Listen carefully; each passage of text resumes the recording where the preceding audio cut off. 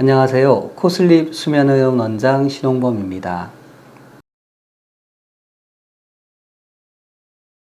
위식도 역류라고 들어보셨죠? 역류성 식도염이라고도 하는데요.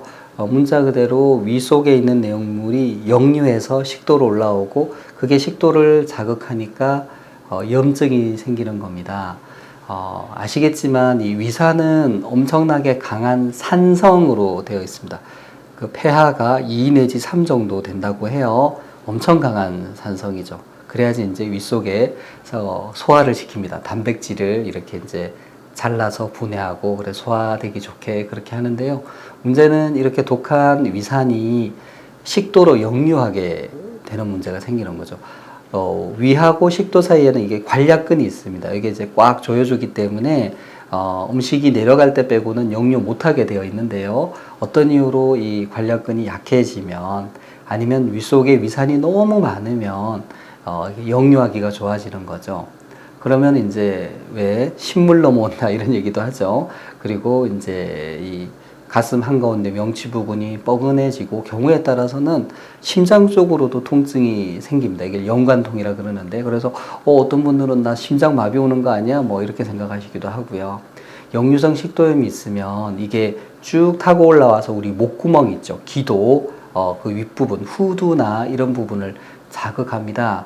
그래서 기침이 계속 나오는 경우도 있고 그렇습니다.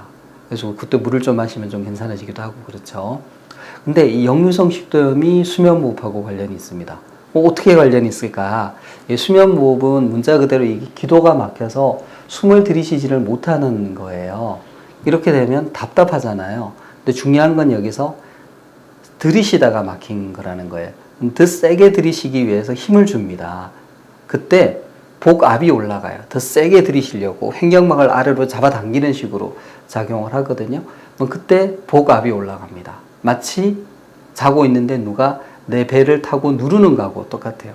그때 위장을 눌러버리면 위산이 역류하게 되는 거죠. 복압이 올라가니까. 즉 복압이 올라가는 조건은 위식도 역류가 생기기 쉽습니다. 근데 우리가 잠을 자고 있을 때는 누워서 자고 있잖아요. 그러니까 더더군다나 우리가 앉아 있을 때나 서 있을 때와 달리 위와 식도가 같은 레벨에 있죠. 그러니까 역류하기가 훨씬 좋아집니다. 역류성 식도염이 있으면 당연히 이제 불편하고요.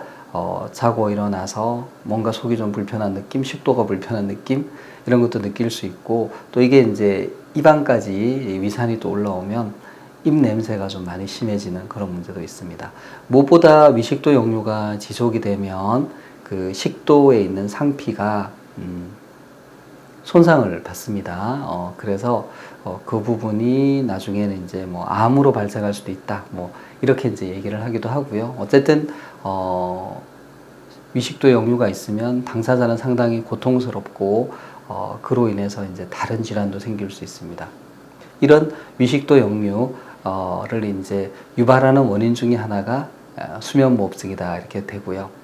근데 수면무호흡이 없는 분들도 위식도 역류는 있어요. 가장 흔한 경우는 카페인 과다 섭취입니다. 제일 흔하죠. 우리가 커피, 되게 커피 이렇게 많이 드시는데 이 카페인이 위산 분비를 촉진시켜서 위식도 역류가 생기기 쉽고요.